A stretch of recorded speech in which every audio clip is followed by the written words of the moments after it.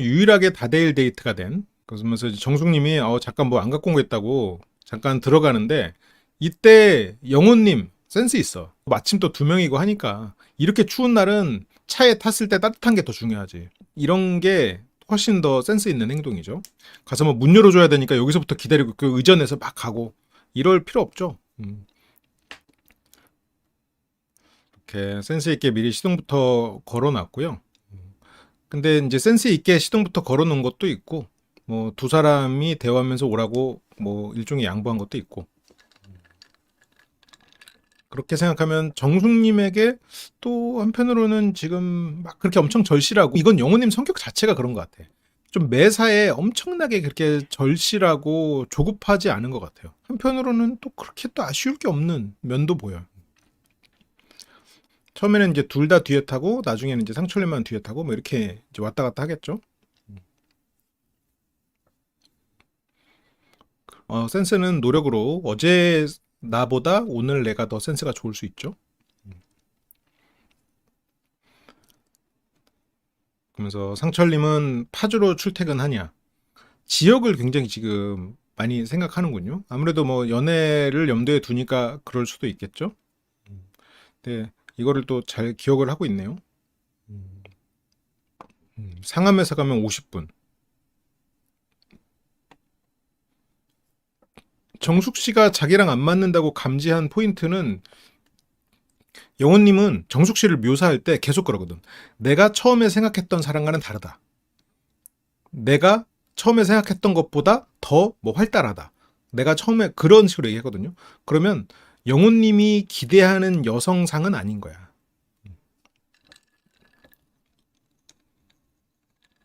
이번에도 제일 활발하다고 했는데 이 전에 첫인상 선택에서도 그 말을 했을 거거든요. 영호 씨는 정숙 씨가 차분할 줄 알고 선택한 거고, 그리고 한번 선택을 했으니 몇 번 더 알아보는 상황이고, 상암에서 가면 50분. 아, 50분이면 뭔데? 그래서 상암동에 거주하고 있고, 그러면서 여기서 정숙님이 저도 은평구 토박이었어요. 오래 살았다가 그래서 은평구랑 인접한 마포구 당연히 익숙하고, 그래서 은평구 마포구 이런 얘기를 한단 말이에요. 그러니까 이게 요즘에 임장 다니시나? 요즘 정숙님의 취미가 임장이실 수도 있겠어 생각해보니까 요즘에 그래서 부동산에 한창 이렇게 관심을 갖게 되면서 아 부동산에도 이게 좀 급이 있구나 아 이게 공이와 공삼이는 다르구나 그래서 그러면서 이게 은평 마포 이쪽을 많이 얘기하는 그런 상황이 아닌가 근데 뭐 결혼을 생각하는 여성 입장에서는 부동산에 관심 갖고 이렇게 뭐 다니고 적극적이고 활동하는 건 뭐 좋죠. 근데 여기서 이제 뭐 은평구 토박이니 뭐 마포구 익숙하다느니 그런 것들 나는 공의에 살고 있고 어쨌든 경기도지만 나는 공이니까 서울에 가까운 거고 마포구 당연히 익숙하고 나도 다 알아 약간 이런 느낌 모르게 하는데 그러면서 이제 상철도 저도 은평구 살았어요. 그러면서 정숙님은 언제부터 언제까지요? 이게 반가워서 언제부터 언제까지요라고 물어보는 거잖아요. 근데 정숙님이 그동안 이렇게 해온 게 있다 보니까 은평구에서 얼마나 살았는지 확인하려고 은평구 성골인지 진골인지 뭐 그런 건 아니겠죠? 이 사람이 뭐 은평구에서 뭐 대학 다 졸업하고 30대에 한 1년 산 거랑 이 사람이 거기서 초중고를 다닌 거랑은 또 다르니까 저거를 좀 물어보는 게 아닌가. 그 어릴 때 초등학교, 중학교, 고등학교 그러니까 정수님 좋구만 성골이 맞구만 뭐 공의로 말하는 건 나도 처음 보긴 했어. 그러니까 이런 것들이 실은 세상에는 공의 분들보다 공의가 아닌 분들이 더 많죠. 은평구 성골이구만. 성골 출신이 맞구만. 그래서 뭐 초중고까지 나왔으면 성골. 그러니까 학창 시절은 거의 다 보내신 게 맞네. 그러면 어느 정도 재력 수준이 나온다라고 이제 정숙님은 이제 판단할 수도 있겠죠. 그 변호사시면서 이혼 전문 또 변호사인데 이런 것도 바로 빠끔하게 싹 나오시겠죠. 너무 오바 해석인데라고 하기에는 오바 멘트를 했기 때문에 저는 공이 쓰는 곳에 삽니다 하면서 그 지역은 볼드모트인 거는 어때? 그거는 오바야 아니야. 그거를 염두에 두고 바라봐야지. 이제 그래서 저희 맨날 소풍 가면 서울은 가고 아니 전부가 KT에서 해가지고 있었다니까. 제가 근데 옛날에 그래서 두 사람이서는 이 지역의 공통점을 찾고 또 좀 가까워지는 시간을 갖고 있는데, 이제 문제는 이렇게 되면 영훈님은 소외가 되는 거지. 이걸로 두 사람이서 지역을 가지고 계속 얘기하면 말 그대로 인천에서 계속 살았던 영훈님 입장에서는 운전수로 전락을 해버리죠. 영훈님 입장에서는 기분이 나쁠 수도 있지. 이제 운전석, 인천 출신은 운전하시고 은평구 토박이 분들은 뒤에서 이제 가시고, 그러니까 같은 지역 나오고 이러니까 신나서 얘기할 수 있고, 어차피 뒤에서 얘기하라고 하고 뒤에 탄 거고, 이따가 올 때는 정숙님이 앞에 타니까 앞에 타는 거지만, 여기서 영훈님이 만약 여유가 없는 사람이었다고 치면 여기서 기분 나쁘려면 나쁠 수 있지. 근데 다행히 영훈님은 여유가 있는 사람이고, 저것도 이제 농담으로 좀 승화를 시켜서 분위기는 좋게 갔죠. 그래서 뭐 사생대회 하면 다 그쪽으로 가고, 그렇게 학창 시절을 같은 지역에서 보냈고, 그러니까 이제 영훈님이 장난으로 심심해 이렇게 그냥 들리게 장난을 해요. 뒤에서도 빵 터지죠. 나도 모르게 들렸나요? 하면서 너스레를 떨고. 그러니까 이게 그 지역 얘기를 하면서 은평구 마포구는 와보셨나요? 아이 뭐 이게 뭐 질문이 뭐 이래. 은평구 마포구가 뭐야 엘리시움이야? 뭔데? 뭐 시내 도시인가요? 뭔데 거기는 와봤냐고. 좀 이상해. 이런 질문이 좀. 혹시 서울은 와보셨나요? 서울의 중심 은평구 와보셨나요? 근데 정숙님도 어쨌건 지금 소개시킨 것 같으니까 이제 와보셨나요? 혹시 아는 데 있으면 같이 얘기할까요? 이러면서 그런 의미로 얘기를 했을 거예요. 정숙님의 의도는 우리가 하던 얘기 같이 할래요? 라는 의도였을 건데, 문제는 그렇게 안 들리고 굉장히 좀 불쾌하게 들릴 가능성이 높아. 이게 정숙님 이거 문제예요. 실은 진짜 위태위태 말 한마디 할 때마다 실은. 이게 진짜 오해 사기가 너무 좋은 말들을 너무 많이 하셔. 그 영호는 아니 저는 인천 토박이여가지고, 아까 뭐 은평구 토박이 이런 말을 들었잖아요. 이런 식으로 근데 화법을 쓰면 이게 주변에 사람이 업무적으로밖에 안 남아. 이렇게 되면 이러면 대화 주제를 바꾸든가 해야지. 이 정숙님 좀 위태위태합니다. 연인 입장에서는 뭐 나쁘지 않을 수도 있어요. 원래 그냥 그렇게 대화하는 사람이다라고 생각하고 악의가 없다라고 생각할 수 있는데, 이제 문제는 이렇게 대중들 앞에 서서 정숙님이 말을 하는 게 계속 저런 식이면 지금은 빌런이 아닌데 나중에는 사람들의 오해를 살 만한 빌런이 될 만한 그런 말들을 또 하실까봐 보면서 약간 불안합니다. 근데 이게 정숙님 입장에서는 억울할 거예요. 악의가 있어서 하는 말은 아니거든.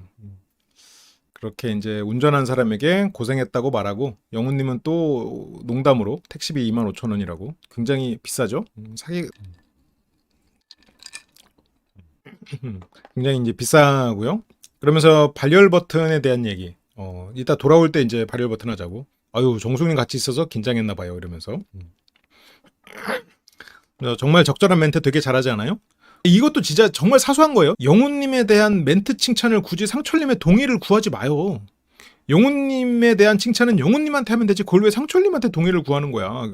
상철 입장에서는 어쨌건 경쟁자인데. 그럼 상철이 네 적절하네요. 네 저렇게 말 잘하고 재밌는 사람이 오셔서 좋겠어요. 영훈은 날 지금 상철한테 평가받게 했군요. 양쪽한테 이게 뭔지 모르겠어. 이게 왜 이런 거를 하는 거지? 이거 지금 두 사람 사이를 경쟁 붙이는 것도 아니고, 이게 지금 상철한테 적절한 멘트 치세요라고 지금 채찍질하는 꼴밖에 안 되거든요. 상철 입장에서는 적절한 멘트에 대해서는 본인이 그렇게 잘한다고 생각하지 않는 사람한테 저 사람 되게 잘하네요? 지금 적절한 멘트나 이런 것도 실은 어느 정도 좀 잘하는 사람 못하는 사람이 있고, 훈련해도 어느 정도 선을 넘기가 어려울 수가 있는데, 이런 것들이 약간 정숙님이 약간 좀 주변 사람들이 상처받을 수 있는 거에 대한 배려가 좀 없구나, 이런 것들이 참 계속 쌓입니다. 곡해한 게 문제다라고 하기에는 많은 사람이 곡해하고 있다면 그건 표현의 문제지. 많은 사람이 곡해할 가능성이 있다고 해도 그것도 표현의 문제지. 상처를 주는 수 있는 말들이라면 이제 조심을 할 수도 있어야겠죠. 나는 사람을 만나고 싶은데 만날 수 있는 사람이 없어. 그렇다면 그때 그 친구가 예민했던 게 아닌 거지. 그쵸? 참 그래서 인간관계 어려운 거야. 그러다 보니까 이제 제가 낯설 분석도 할 게 많은 거고 의도와 표현이 다른 경우가 많거든요. 제가 이제 해석을 하게 되는 경우가 많고 근데 우리가 이제 그런 경우도 어떤 이 사람의 표현을 딱 듣는 순간 우리는 그거에 따른 감정적인 반응이 딱 올라오거든요. 그래서 이 사람의 의도가 선하든 악하든 감정적인 반응에 따라서 이 사람의 말을 해석하게 돼요. 그러면 이 사람이 아무리 선의가 있거나 아무런 의도가 없었다고 해도 그거를 악의로 해석하게 되는 경우가 많죠. 그러다 보니까 저희 채널이 할 일이 생기는 거예요. 그래서 뭐 먹죠? 양념갈비?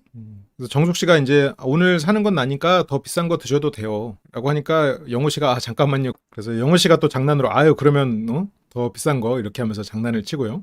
근데 이렇게 또 정숙님이 다 사기로 했는데 상철님이 또 가서 계산하는 게 뭐 많은 분들에게 멋있어 보였을 것 같은데 상철 씨는 그냥 에휴 내가 사지 뭐 약간 이런 마음이었을 수 있겠지만 암묵적으로는 남자가 사는 게 나을 수도 있겠지만 아니 여기서는 정숙님이 산다고 했는데 정숙님의 의견은 또 존중돼야죠. 여기서 정숙님이 사겠다고 했는데 남자가 사면 정숙님은 그냥 말 그대로 그냥 인사치레만 한 사람이 되잖아요. 뭐 이 남녀 평등이고 서로가 독립적이고 서로가 존중하는 걸 얘기하면서 서로에 대해서 또 그런 부분에서는 또 균형이 없이 얘기하는 거는 상황에 따라서 자꾸 그런 것 같아요.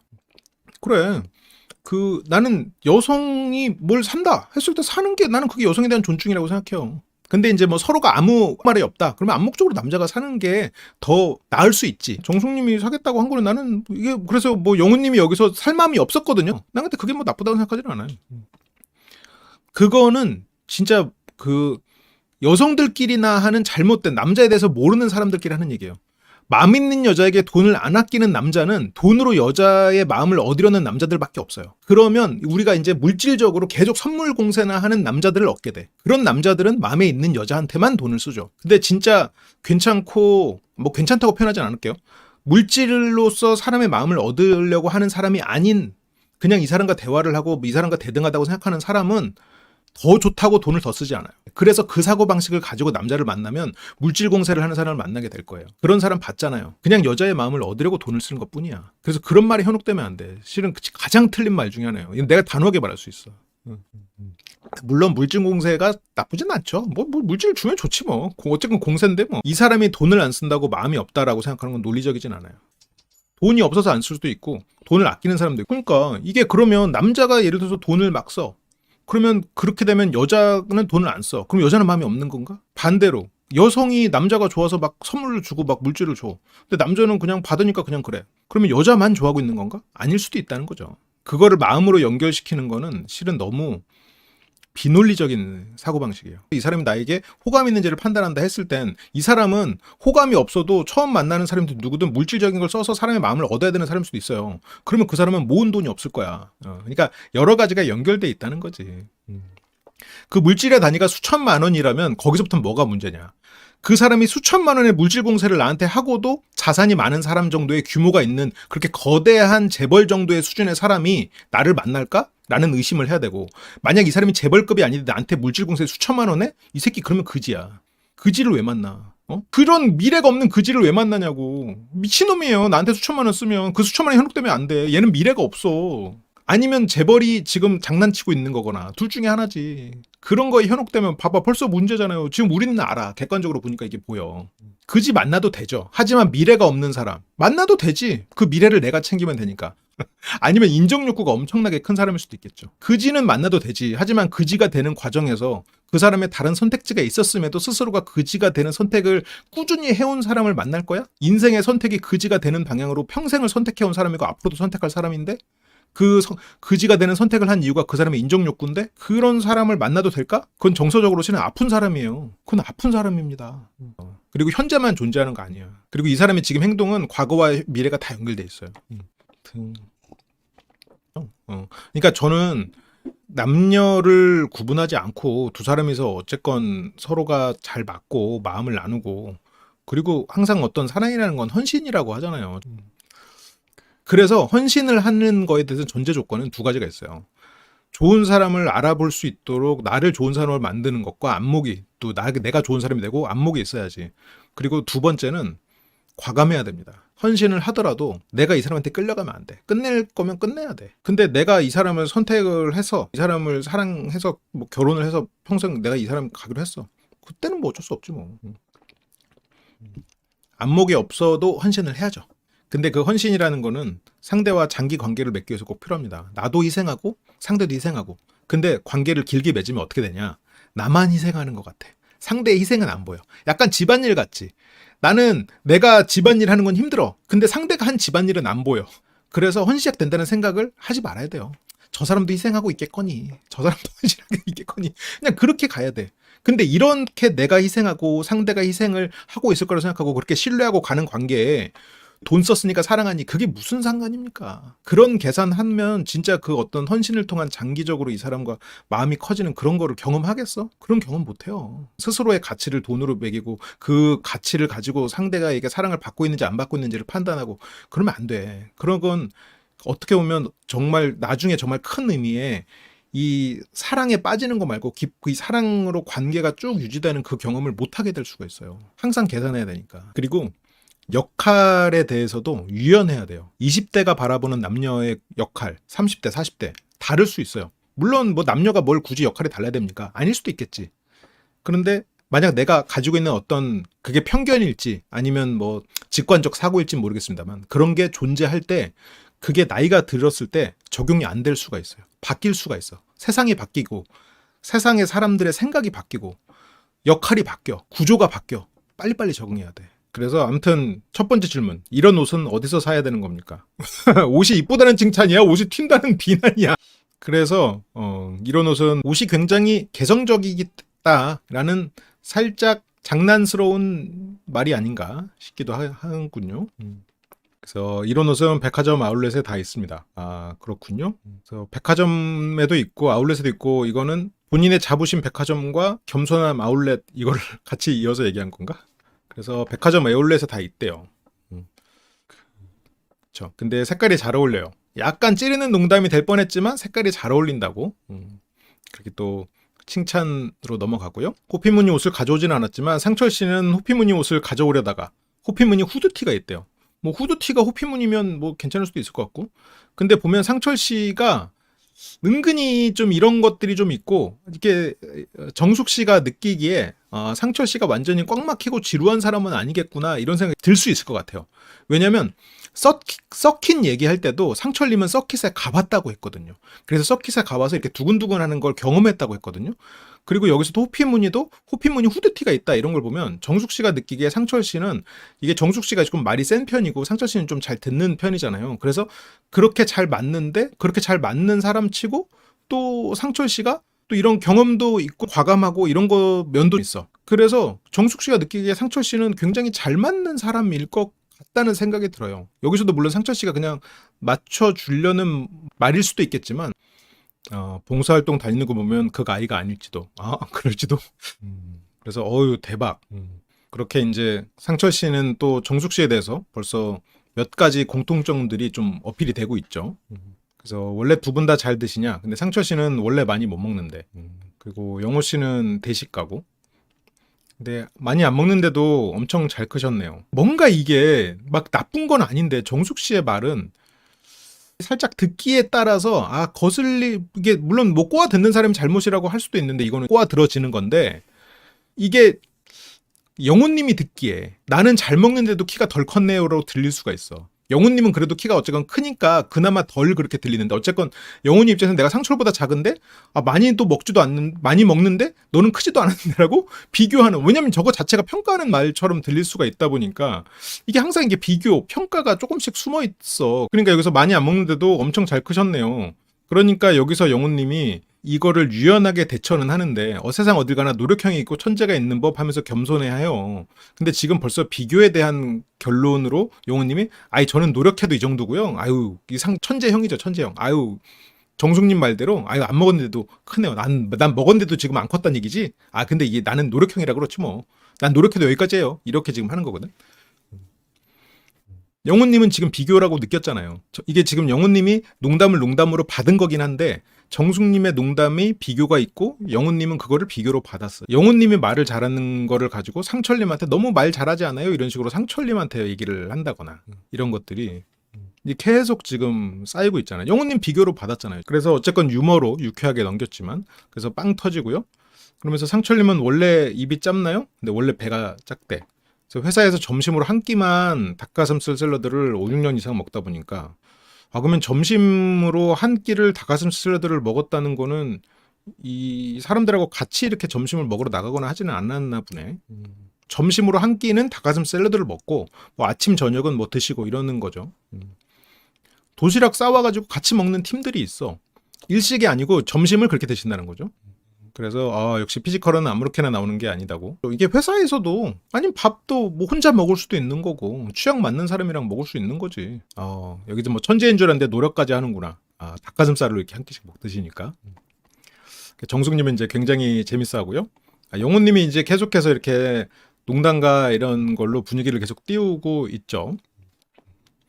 그러니까 정숙님, 그러니까 약간 섬세하거나 예민한 분은 정숙님하고 어울리기가 좀 힘들어. 무던하고 이게 정숙님이 항상 이렇게 좀 좋은 의도로 말한다라고 정숙님에 대한 신뢰가 있거나 아니면 좀 이런 사람들이 정숙님하고 좀 잘 어울릴 수 있을 것 같아.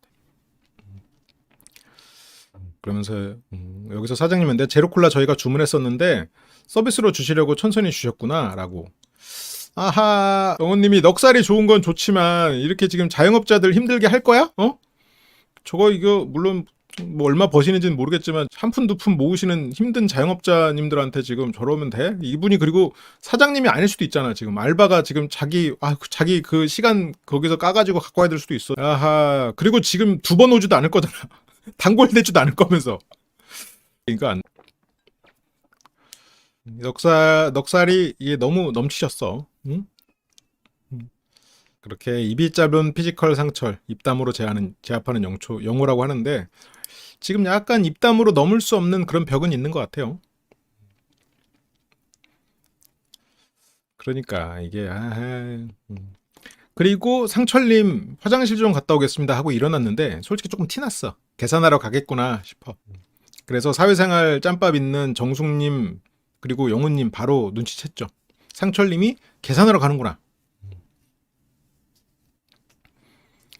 70% 저금과 저런 농담이 자꾸 합리적 의심을 모르겠네.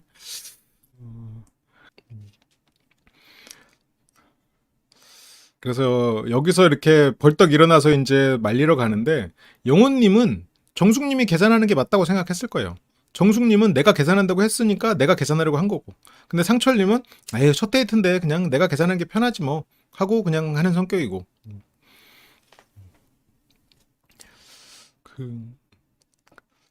그러네. 상철 씨도 특이한 면이 많기는 하네. 그래서 도둑 계산하려던 상철 검거.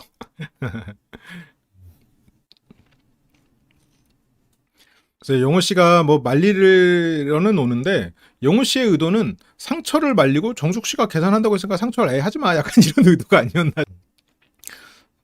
근데 제가 상철 씨였으면 계산을 하는 것도 나쁘진 않을 것 같아. 이 사람들에게 신세를 그러니까 얻어먹거나 사주거나 나는 둘 다 좋다고 생각하거든요. 관계가 이어질 거면. 내가 이 사람을 사줬으면 또 내가 마음이 편하고. 그래서 사람은 어느 정도 잘 얻어먹는 것도 중요해요. 그리고 특히나 이렇게 나이 차이가 있는 관계들 있잖아요. 만약 동생들이랑 어울리는데 내가 항상 사주는 걸로 동생들이랑 어울려. 그거는 대등한 관계가 아니야. 그거는. 그래서 내가 만약 안 사줘도 얘네가 나를 부른다. 그게 실은 친한 거지. 근데 어쨌건 상철 씨는 여기서 이거를 어필을 했고 정숙 씨는 이로 인해서 상철 씨에게 나중에 이제 좀 보답해야겠다라는 생각이 들 수도 있겠죠. 3명이나 와서 옥신곡신.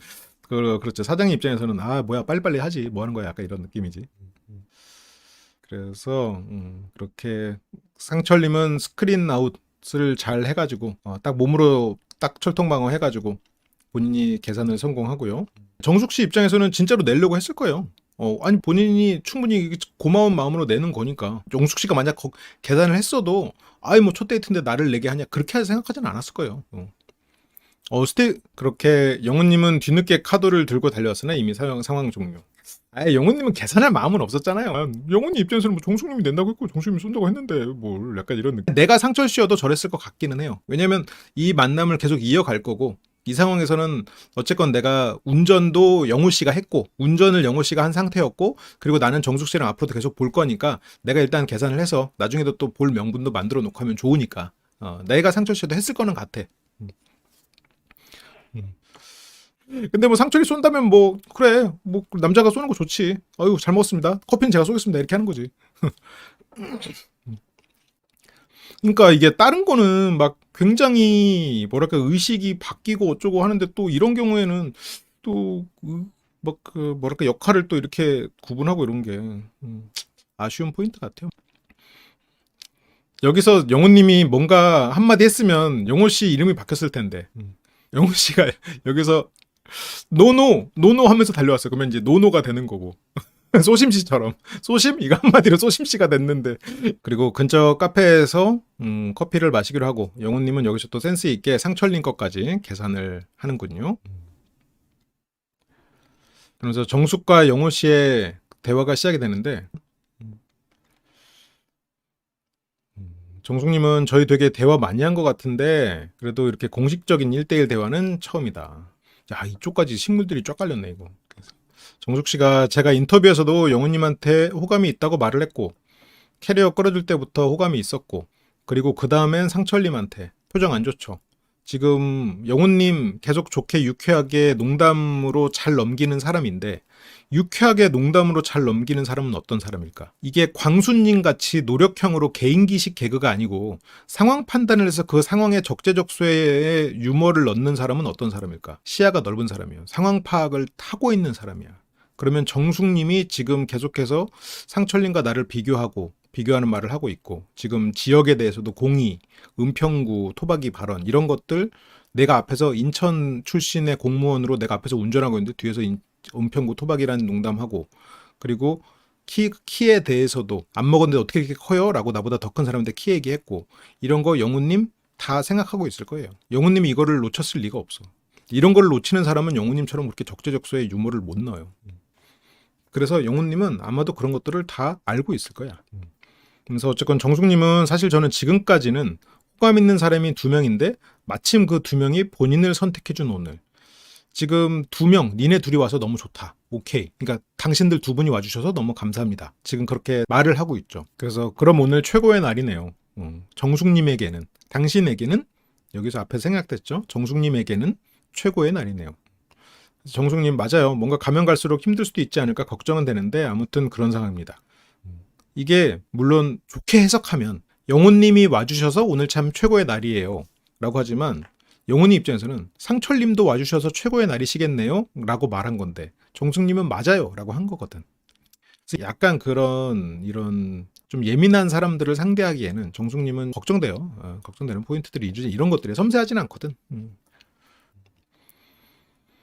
그래서 여기서 이제 뭐 맞아요라고 하니까 여기서 영훈님은 이 사람이 나랑 있는데 지금 상철이까지 와서 좋다고 얘기를 하고 있네. 자존심이 지금 슬슬 이게 계속 이렇게 조금씩 쌓이고 있죠. 근데 정숙님은 그럴 거라는 걸 예상을 못 하고 있을 거예요. 그러니까 이제 저 반응을 보고 그제서야 일단 저희 둘을 얘기할 땐 저 얘기만 하면 좋을 것 같아서. 그러니까 애초에 왜 꺼냈어? 지금 상철 얘기를 누가 꺼내놓고 둘 얘기만 하는 게 좋을 것 같아서라는 거야. 그러니까 정숙님도 지금 영훈님 반응 보고 약간 아차 싶어서 그 말을 했겠지. 그래서 첫인상 선택 부자잖아요. 그러니까 이제 내가 2표 받은 거에 대해서 얘기했으니까 아니 당신도 3표 받았잖아요. 이러면서 지금 얘기를 돌리는 상황이죠. 그 영훈님이 뭐 회피형일지는 모르겠지만 어쨌건 감정을 잘 드러내지 않는 사람은 맞는 것 같습니다.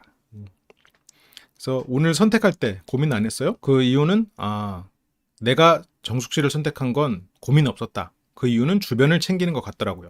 이것도 그러니까 넓은 시야로 계속 관찰하고 있다는 얘기죠. 당신이 배려심이 많아서 좋다라고 했는데 지금 보면 정숙 씨가 재밌고 배려하는 마음을 가진 사람은 맞는데 표현들이 좀 세. 그래서 리액션 같은 경우도 정숙님이 원래 그렇게 잘 웃지만 그러니까 정숙님이 오 맞아요 예리하시다. 상대방이 어색하지 않게 더 반응해주는 모습이 보기 좋았다. 이거는 현숙님 얘긴데? 현숙님 생각하고 얘기하는 거 아니에요? 상대방이 어색하지 않게 더 반응해 주는 거는 광수를 보고 웃어주는 현숙님 얘기 아니야? 정숙님은 살짝 본인이 찌르는 개그하고도 되게 웃는데? 그래서 어쨌든 단둘이 대화를 해봤으면 좋겠다. 그래서 첫인상 부자가 이렇게 말씀드립니다. 그래서 3표 받았지만 나는 어쨌건 정숙님을 선택했다라는 얘기를 첫인상 부자라는 표현으로 하고 있는 거죠. 이렇게 정숙님은 또 그런 재치를 재밌게 하고, 아니, 정숙님 많이 웃죠. 많이 웃지. 밝게 웃지. 근데 이 현숙님은 안 웃겨도 웃어주고 있거든. 근데 그게 뭐가 더 좋다고 말은 못하겠어요. 그냥 성향으로 영호님이 말하는 타인을 배려하기 위해서 더 웃어준다라는 거는 지금 정숙님은 그냥 정말 웃겨서 웃길 때 웃는 사람 같고 현숙님은 지금 방금 영호님이 말한 묘사에는 현숙님이 더 가까운 게 아닌가 싶어요. 왜냐면 광수님이 그렇게 노래하거나 이럴 때 현숙님의 반응은 안 웃겨도 웃어주거든. 맞아. 여기 정숙님 칭찬하는데 여기서 오 맞아요. 하면서 막 자기 칭찬을 오 맞아요라고 받는 것도 뭐 솔직한 거죠. 솔직하고 그게 또 정숙님의 장점이라면 장점이겠지. 그러면서 정숙님의 취미는 서킷 드라이빙. 그래서 외향적인 취미가 좋은 거죠. 근데 영훈님은 외향적이거나 이런 취미가 있는 사람은 아니죠. 영훈님이 외향적인 취미가 있었으면 70% 저축 못할 거 아니에요. 그러니까 영훈님은 좀 말이나 이런 건 굉장히 재치 있지만 좀 정적인 사람일 가능성이 높겠죠. 그래서 어쨌건 다시 영훈님은 외향적인 취미가 좋은 거죠. 그래서 성향은 좀 그런 것 같고. 그래서 주말에는 무조건 나가야 하고 영훈님은 지금 마지막 크로스 체크하는 거죠. 마지막 이제 정리 전 크로스 체크 중이죠. 알아도 마음에 전혀 안 담아둘 것 같아 보이는데 담아두나요? 담아두죠. 마음에 담아두지 않아도 기억에서 사라지진 않죠. 마음에 담아두는 거랑 기억에 남아있는 거는 물론 다른데 기억에는 남아있습니다. 바보가 아닌데 눈에 보이는 퍼즐들이 계속 그렇게 맞춰가고 있는데 마음에 담아두는 거랑 기억에 남는 거는 표현이 다르죠. 근데 마음에 담아두는 거는 감정적으로 기억을 하는 건데 머리로 기억하는 거는 감정적으로 내가 긁히진 않았지만 퍼즐을 맞추는 방식으로 기억을 하는 거지. 아, 저 사람은 저렇게 행동했지. 이렇게 행동했지. 아, 저 사람은 저렇게 말했지. 오케이, 오케이, 오케이. 이렇게 이제. 그렇게 기억 속에 남아 있는 거죠.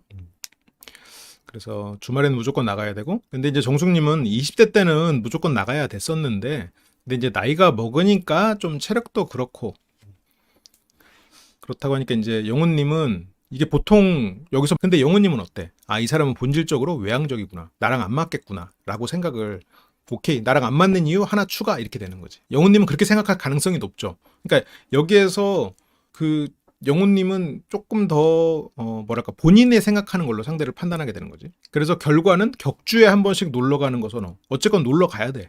격주에 한 번이라도. 그래서 영훈님은 그 비율이 어느 정도 돼요? 영훈님은 고민해. 비율? 비율이랄 게 어딨어. 애초에 서킷이나 이런 데 안 가는데. 밖으로?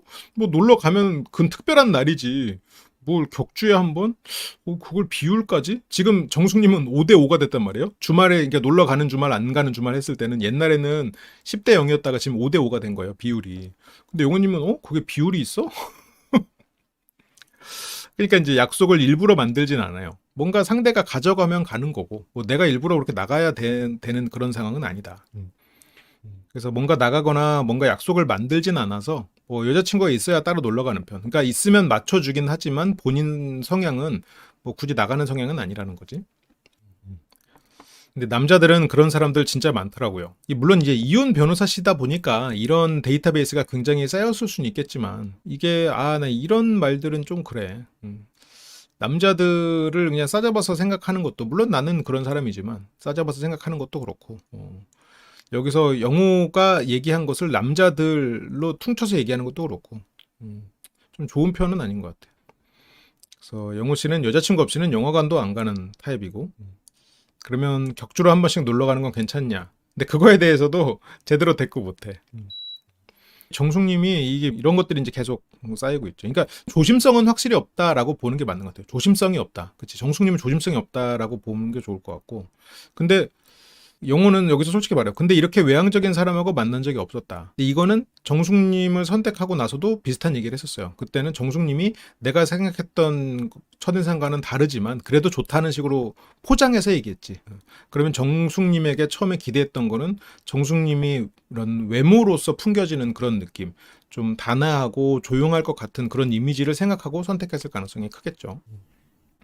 그러니까 그러면 원래는 외향적인 사람 별로 안 좋아해요? 근데 영호가 굳이 얘기하면 제가 만났던 분들 중에는 가장 정숙님이 활발한 건 맞다. 별로 안 좋아해요? 아니 그건 아니에요 라고 안 해. 그러니까 보통 여기서 정숙님을 계속 만나볼 마음이면 정숙님이 외향적인 사람이잖아요. 그러면 외향적인 사람 별로 안 좋아해요? 했을 때 정숙님을 더 만나고 싶은 사람이 이렇게 말하겠지. 아니에요. 외향적인 사람 좋죠. 근데 제가 못 만나본 것 뿐이에요 라고 말하겠지. 하지만 영호님은 정숙님을 굳이 만나보고 싶지 않아. 이미 한번 데이트까지 해보면서 확인 다 했어. 어느 정도. 뭐 이 뒤로 정숙님이 원하면 만나려면 만날 수 있겠지만 뭐 그닥 지금 좀 약간 실망한 포인트들이 쌓였단 말이야. 그러니까 안 좋아해요 했을 때 yes or no가 안 나와. 이건 숨기고 있다는 얘기야. 본인의 마음을. yes or no가 뒤에서 나오니까. 그래서 굳이 얘기하면 그냥 가장 활발한 건 맞다. 그래서 정숙님은 그렇군요. 그러니까 이게 상황이 조금 애매해졌는데 누가 누굴 거절한지 좀 애매해진 상황이 됐죠. 물론 두 사람은 뒤로도 또 만날 수도 있겠지만 영훈님도 정숙님을 약간 돌려서 거절하고 있는 상황이 인셈이 돼버렸어요.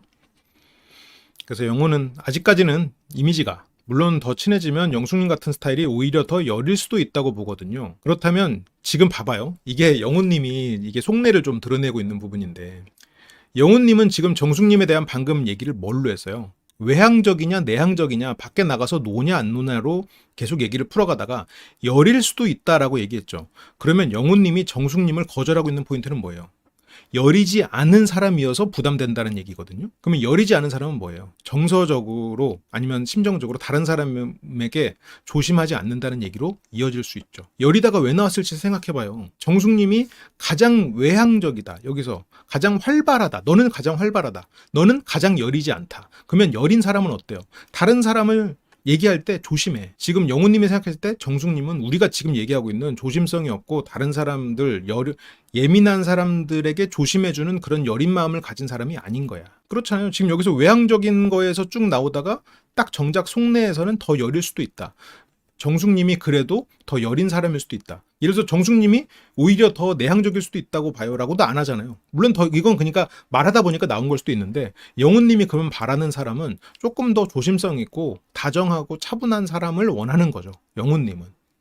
그래도 어쨌건 정숙님은 뭐 좋은 직업을 가지고 있고 그리고 또 사람 자체도 좀 재밌고 착하고 착한 면도 많고 이런 사람이니까 두 분이서 뭐 여기서 끝났다 이렇게 보기는 어렵지만 그래도 어쨌건 영훈님이 바라는 사람에 대해서 여리다는 뉘앙스로 알 수 있죠.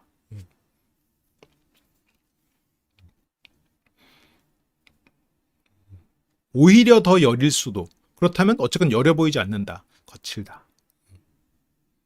거침없죠. 정숙님은 그게 상철님이 봤을 땐 멋져 보일 거야. 거침없는 모습. 근데 영훈님은 그게 좀 부담스러울 수 있겠죠. 그래서 아직은 그런 모습을 못 봤으니까. 그러니까 아직은 그런 모습을 못 봤으니까 그래서 일단 마음이 커지지 않는다. 그래서 나는 좀 인 상황이잖아요. 어쨌건 영호는 이렇게 정숙 씨를 거절합니다. 거절한 셈이야. 일단 1차적으로는 스탑. 그 뒤로는 뭐 어떤 이벤트가 있을지 모르겠지만 일단은 스탑. 지금 영호님의 의중과 영호님의 이 표현이 어느 정도 이해가 가죠.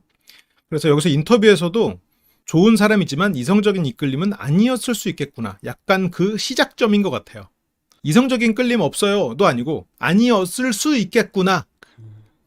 그렇게 이제 표현을 하고 있죠. 그래서 좋은 사람으로서 생각했던 그 매력, 그 이상이나 이성적으로 남녀 사이에서는 그거는 내가 봤을 때 여자로 안 보인다는 거고 영훈님은 여자로 보이는 상대가 영훈님 표현을 빌어서 말하면 여린 구석이 있는 사람인데 실제로 여린 사람을 좋아하는 게 아니고 여린 사람은 어때요?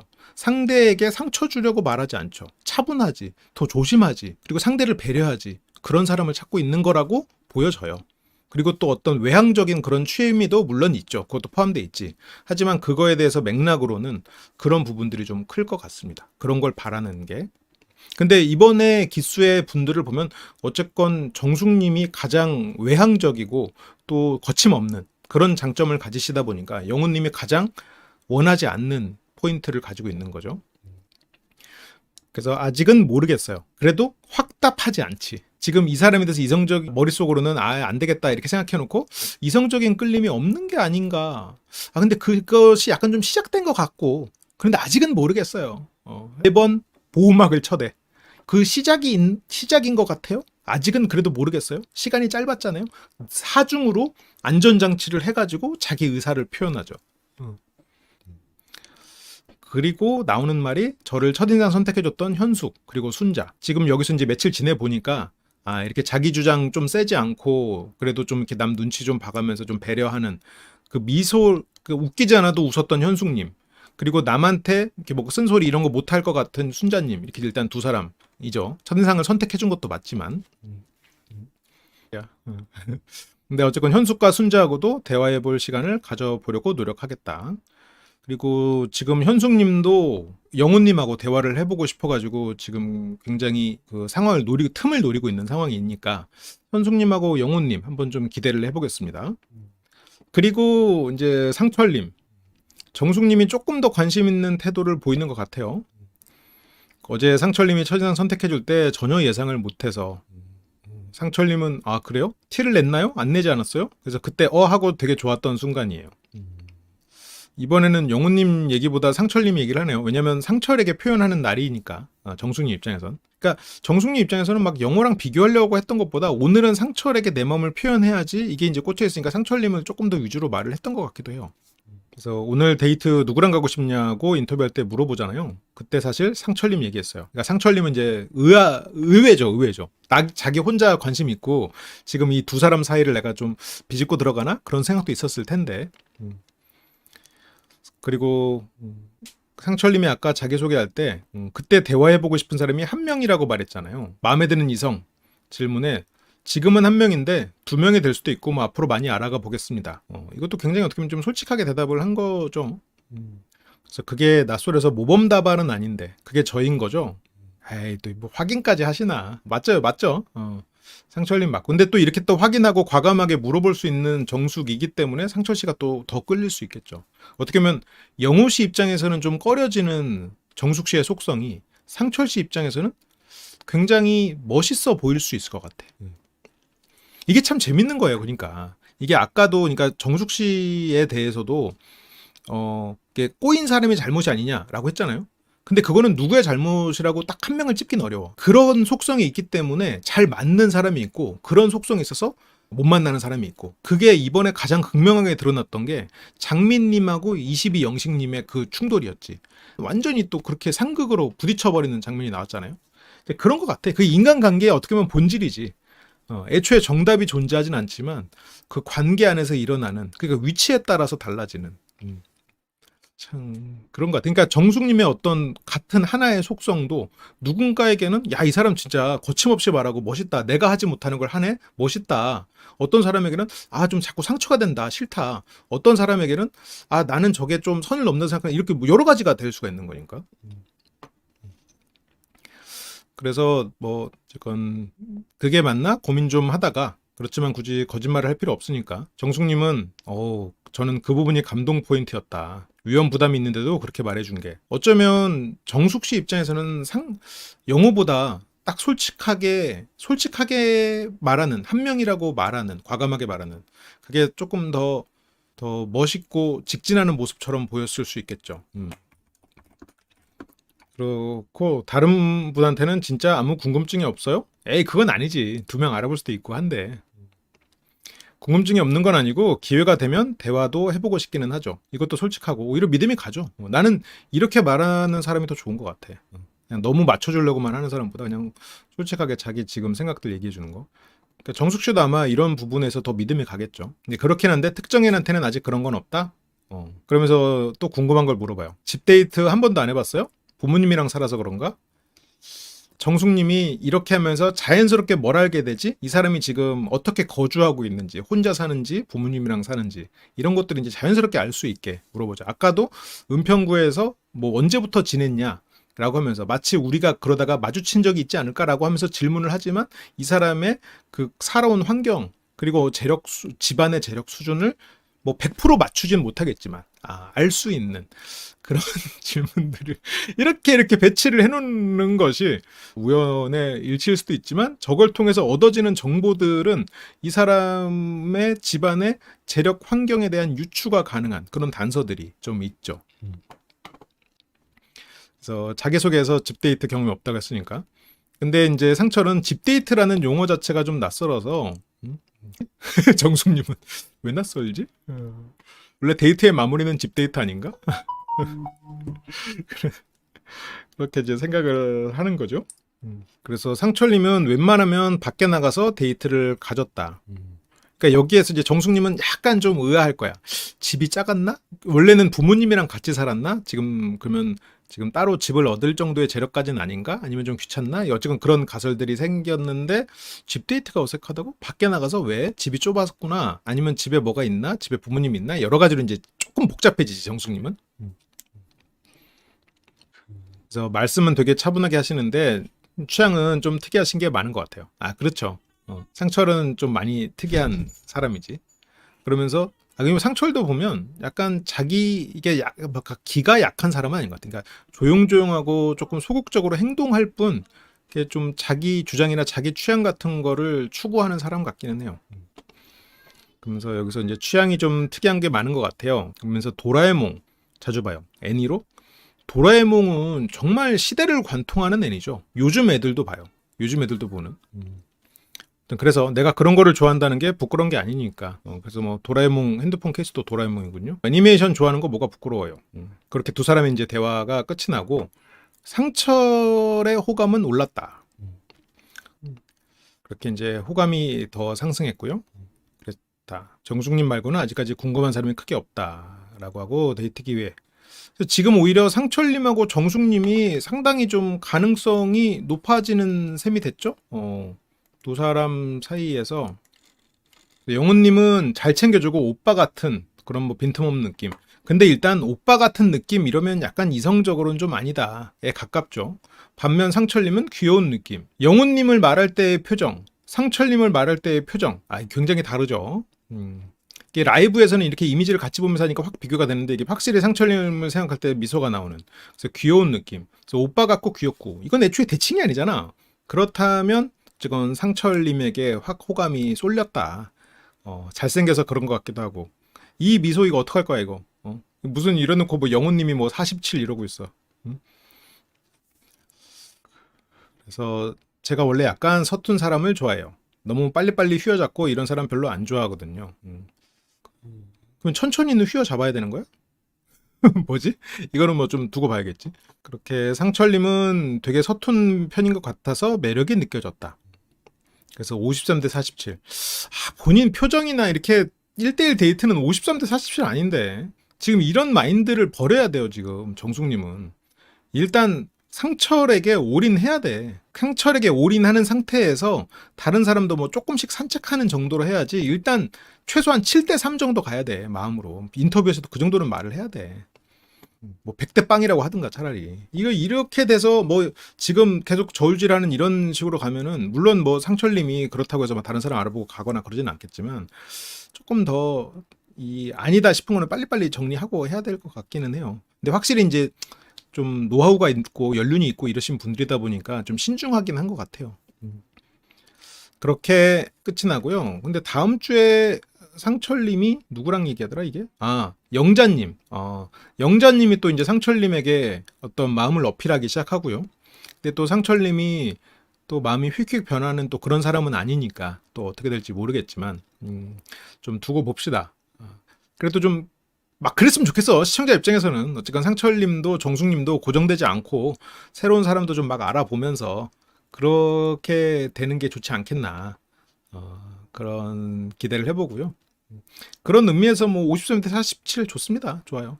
영훈님하고 정숙님은 좀 힘들어졌다고 봅니다만 멤버십에 가입해 주시면 월 100시간의 라이브와 멤버십만이 볼 수 있는 많은 라이브들을 함께 하실 수 있습니다. 함께 카페에서 이야기하는 기분으로 라이브 언제든지 함께 해주시면 좋겠어요. 그리고 쿠팡에서 물건을 살 수 있도록 쇼핑 링크가 있는데 거기서 제품을 사주시면 큰 힘이 됩니다. 여러분들이 물건을 더 비싸게 사는 것도 아니고 저희에게 그거에 따른 수수료가 오기 때문에 여러분들이 원하는 좋은 제품을 사시면서 저에게 후원을 해주는 기능이어서요. 번거로우실 수 있겠지만 한 번의 클릭으로 저희에게 도움을 주신다면 정말 감사하겠습니다. 항상 함께해 주셔서 감사합니다.